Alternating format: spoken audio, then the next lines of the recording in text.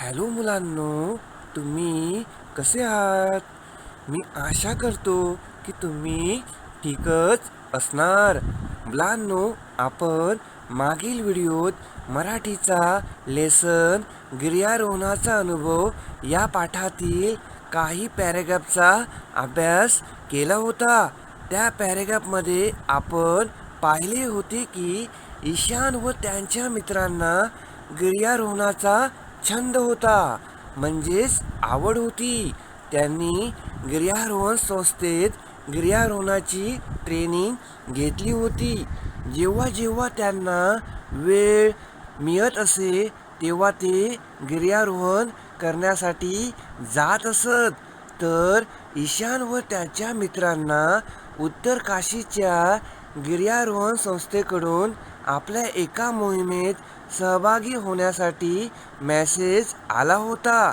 जेव्हा मुलांच्या शाळेला सुट्टी लागली तेव्हा ईशान व त्याचे मित्र उत्तर काशीहून गंगोत्रीला माउंटेनिंगच्या साहाय्याने जाण्याचा निश्चय केला होता.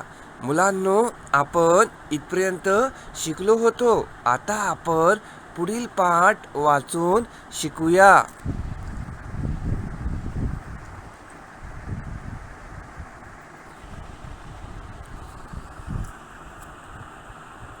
गिर्यारोहण सुरू झाले.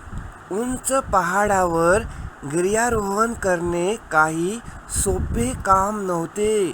तर ईशान व त्याच्या मित्रांचे गिर्यारोहण सुरू झाले.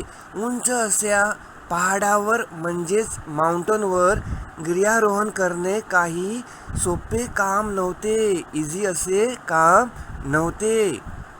पुढील लाईन आहे, अनेक तासांच्या कठीण आणि थकवणाऱ्या चढाईनंतर शेवटी ते गंगोत्रीला पोहोचले.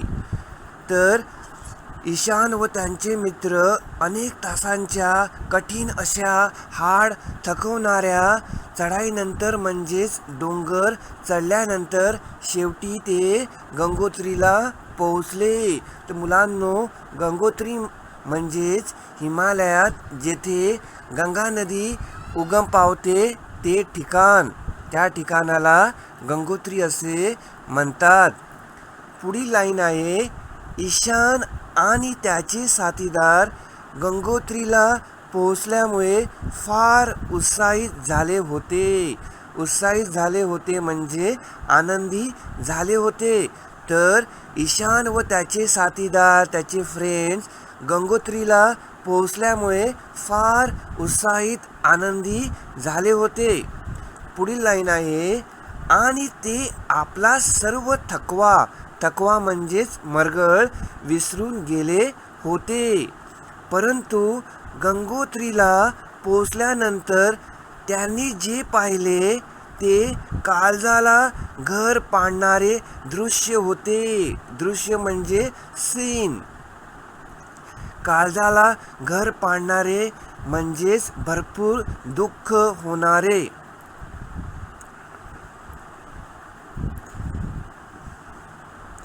तर ईशान व त्याचे फ्रेंड्स गंगोत्रीला पोहोचल्यानंतर त्यांनी जे पाहिले ते एकदम दुःखदायक होते.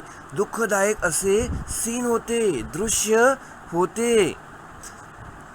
पुढील लाईन आहे, पहाडामधून आलेले ढग अकस्मात म्हणजे अचानक फुटले आणि गंगोत्रीवर भीषण हाहाकार माजला होता. भीषण म्हणजेच भयानक. तर पहाडामधून म्हणजेच माउंटनमधून आलेले ढग म्हणजेच क्लाउड अकस्मात अचानक फुटले आणि गंगोत्रीवर भयानक असा हाहाकार माजला होता. पुढील लाईन आहे, पाण्याच्या धोकादायक म्हणजेच डेंजर प्रवाहामुळे मंदिर परिसरच नव्हे तर दुकाने, हॉटेल्स आणि धर्मशाळा उद्ध्वस्त करून टाकल्या होत्या. धर्मशाळा म्हणजेच मुलांनो यात्रेकरूसाठी असलेले निवासस्थान. उद्ध्वस्त म्हणजे नष्ट. तर पाण्याच्या डेंजर अशा फ्लोमुळे मंदिराचा जो परिसरच नव्हे तर अनेक अशी दुकाने, शॉप्स, हॉटेल्स आणि धर्मशाळा सर्व उद्ध्वस्त करून टाकल्या होत्या, नष्ट झाल्या होत्या. पुढची लाईन आहे, बरीच घरे आणि गेस्ट हाऊस नदीच्या वेगवान प्रवाहाबरोबर वाहून गेले होते. तर बरीच अशी घरे, हाऊसेस आणि गेस्ट हाऊस नदीच्या त्या वेगवान फ्लोमुळे वाहून गेले होते. पुढची लाईन आहे, या भीषण तांडवामध्ये बरेच लोक मृत्युमुखी पडले होते. भीषण तांडवामध्ये म्हणजेच भयानक थैथनाट. तर नदीच्या वेगवान असा फ्लो होता, त्यामुळे सर्व लोक, भरपूर असे लोक मृत्युमुखी म्हणजेच मरण पावले होते. नदीने रौद्र रूप धारण केले होते. रौद्र रूप धारण करणे म्हणजेच मुलांनो भयानक परिस्थिती निर्माण होणे. तर नदीने एक प्रकारे भयानक परिस्थिती निर्माण केली होती. पुढील पॅराग्राफ आहे, या तांडवात आपल्या आप्तेष्टांना म्हणजे रिलेटिव्हना, नातेवाईकांना गमावल्यामुळे लोक स्पंदून रडत होते. तर या तांडवात, या संकटात आपल्या नातेवाईकांना गमावल्यामुळे सर्व लोक स्पंदून म्हणजे हुदके देत रडत होते. पुढील लाईन आहे, भूसंकलन झाल्यामुळे, भूसंकलन म्हणजे जमीन खचणे. तर ठिकठिकाणी अनेक तीर्थयात्री अडकले होते. तीर्थयात्री म्हणजेच यात्रेकरू. तर ठिकठिकाणी जमीन खचली होती आणि त्यामुळे ठिकठिकाणी यात्रेकरू, तीर्थयात्री अडकले होते. पुढची लाईन आहे, ते बिचारे चारधाम यात्रा करायला निघाले होते, परंतु येथे त्यांना सर्वस्व गमवावे लागले होते. चारधाम यात्रा म्हणजेच गंगोत्री, जमुनोत्री, बद्रीनाथ, केदारनाथ यांची यात्रा करणे. ही तीर्थक्षेत्र आहे, यांची यात्रा करण्याला चारधाम यात्रा असे बोलतात. तर हे सर्व यात्रेकरू चारधाम यात्रा करायला निघाले होते, परंतु त्यांना आपले सर्वस्व म्हणजे सर्व काही गमवावे लागले होते. पुढची लाईन आहे, ईशान आणि त्याच्या साथीदारांनी पहाडावर हे सर्व पाहिले तेव्हा त्यांच्या अंगावर काटे आले आणि गिर्यारोहणाचा सर्व उत्साहच नाहीसा झाला. अंगावर काटे आले, अंगावर काटे येणे हा एक वाक्यप्रचार आहे. अंगावर काटे येणे म्हणजेच प्रचंड भीती वाटणे. तर ईशान व त्याच्या साथीदारांनी, फ्रेंडनी पहाडावर हे सर्व पाहिले तेव्हा त्यांच्या अंगावर काटे आले. त्यांना प्रचंड अशी भीती वाटली आणि त्यांना गिर्यारोहणाचा जो उत्साह आला होता, जो आनंद निर्माण झाला होता, तो नाहीसा झाला, तो नष्ट झाला. पुढची लाईन आहे, ईशान आणि त्याचे साथीदार ही परिस्थिती मूकपणे पाहू शकत नव्हते. परिस्थिती म्हणजे सिच्युएशन, मूकपणे म्हणजे शांतपणे. तर ईशान व त्याचे जे फ्रेंड होते, ही जी परिस्थिती, ही जी सिच्युएशन निर्माण झाली होती, ती सिच्युएशन एकदम मूकपणे म्हणजे शांतपणे पाहू शकत नव्हते. आता आपण पुढील पॅराग्राफ वाचून शिकूया. अचानक तेथे भुकेने व्याकुळ झालेल्या एका मुलाने आपल्या वडिलांकडे बिस्किटांची मागणी केलेली ईशानने पाहिले. अचानक म्हणजे सडनली तेथे एका मुलाला भूक लागली होती आणि त्या मुलाने आपल्या वडिलांकडे बिस्किटांची मागणी केली आणि ते ईशानने पाहिले. पुढील लाईन आहे, वडिलांनी जेव्हा दुकानदाराला म्हणजे शॉपवाल्याला बिस्किट पुड्याची किंमत म्हणजेच प्राईस विचारली तेव्हा तो म्हणाला, बिस्किटांचा एक पुडा 100 रुपयांना मिळेल आणि पाण्याची बाटली 200 रुपयांना मिळेल. तर मुलाला इथे भूक लागली होती, त्यामुळे मुलाच्या वडिलांनी दुकानदाराला बिस्किट पुड्याची किंमत म्हणजेच प्राईस विचारली तेव्हा दुकानदारांनी बिस्किटाच्या एका पुड्याची प्राईस 100 रुपये आणि पाण्याच्या बॉटलची प्राईस 200 रुपये सांगितली. आता आपण पुढील पॅराग्राफ वाचून शिकूया. दुसरा एक हॉटेल मालक जेवणाच्या थाळीची म्हणजेच प्लेटची किंमत 2000 रुपये वसूल करत होता. तर इथे दुसरा एक हॉटेल मालक जेवणाच्या प्लेटची प्राईस 2000 रुपये वसूल करत होता. पुढील लाईन आहे, दुकानदाराची ही मनमानी म्हणजेच जबरदस्ती पाहून ईशान आणि त्याचे साथीदार हैराण झाले होते म्हणजेच त्रासून गेले होते. तर दुकानदाराची ही मनमानी ही जबरदस्ती पाहून ईशान आणि त्याचे साथीदार हैराण झाले होते. पुढील लाईन आहे, ते विरोध करत म्हणजे अपोज करत दुकानदाराला म्हणाले, काका ही तर सरळ लूटमार आहे. लूटमार म्हणजे फसवेगिरी आहे. 5 रुपयात मिळणाऱ्या बिस्किट पुड्याची किंमत 100 रुपये आणि 15 रुपयांच्या पाण्याच्या बाटलीची किंमत 200 रुपये कशी काय असू शकते. तर ईशान व त्याचे साथीदार यांनी दुकानदाराला विरोध केला आणि ते दुकानदाराला म्हणाले की काका ही तर सरळ फसवेगिरी आहे, लूटमार आहे. 5 रुपयात मिळणाऱ्या बिस्किटाच्या पुड्याची किंमत तुम्ही 100 रुपये आणि 15 रुपयाच्या पाण्याच्या बाटलीची किंमत तुम्ही 200 रुपये कशी काय वसूल करू शकता, असा प्रश्न, असा जाब ईशान व त्याच्या मित्रांनी हॉटेल मालकाला विचारला. आता आपण पुढील पॅराग्राफ वाचून शिकूया. मुलांनो, तुम्ही आपले काम करा. इथे पहाडावर वस्तू याच भावाने मिळतात. भावाने म्हणजेच किमतीने. तर दुकानदार हॉटेल मालक मुलांना म्हणाला की तुम्ही आपले काम करा, वर्क करा.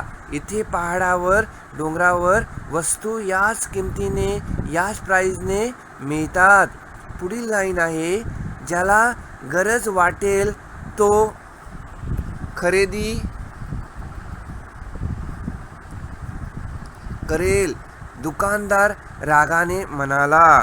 तर दुकानदाराने सांगितले, ज्याला गरज वाटेल म्हणजे ज्याला नीड वाटेल तोच खरेदी म्हणजेच परचेस करेल. दुकानदार एकदम रागाने ईशान व त्यांच्या मित्रांना म्हणाला. आता आपण पुढील पॅराग्राफ वाचून शिकूया. ईशान आणि त्याचे साथीदार गप्प बसले म्हणजे चूप बसले. ते ईशान आणि त्याचे साथीदार चूप बसले. त्यांनी अडचणीत म्हणजे संकटात सापडलेल्या यात्रेकरूंना मदत केली. ते ईशान व त्याच्या साथीदारांनी अडचणीत संकटात सापडलेल्या यात्रेकरूंना मदत म्हणजेच हेल्प केली. जखमी यात्रेकरूवर प्रथमोपचार केले. प्रथमोपचार म्हणजेच प्राथमिक इलाज करणे. त्यांची मलमपट्टी केली आणि औषधे दिली.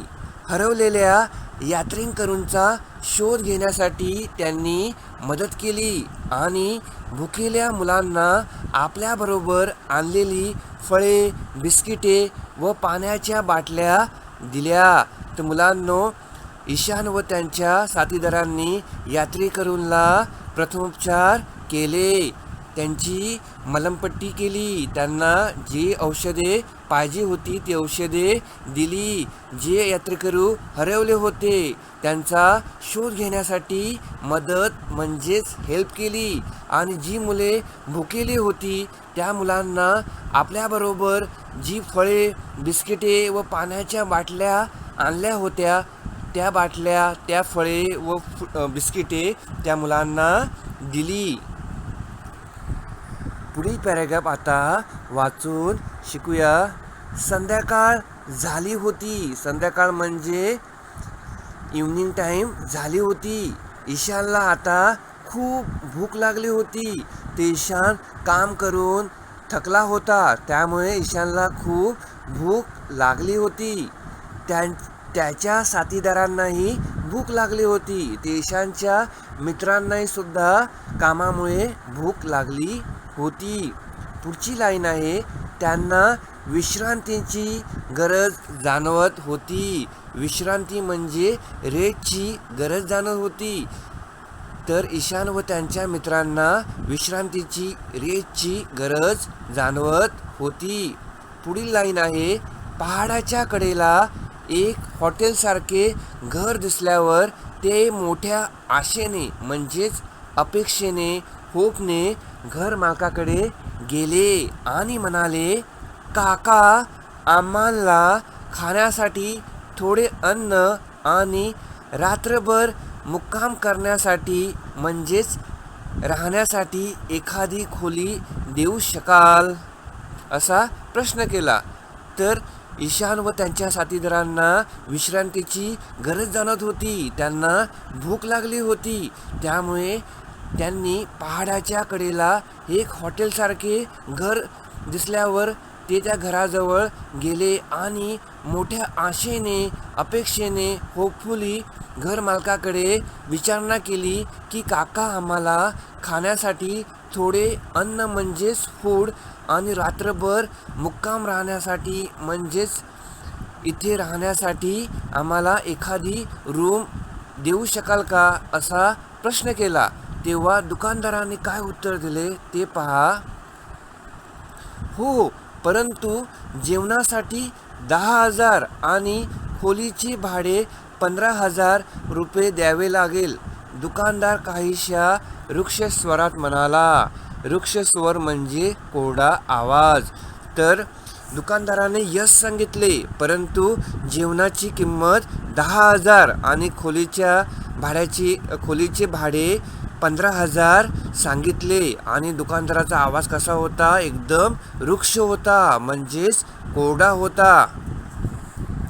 पुढील लाईन आहे, हे ऐकून ईशान म्हणाला, परंतु काका, जेवणाची ही किंमत आणि खोलीचे भाडे फार जास्त आहे.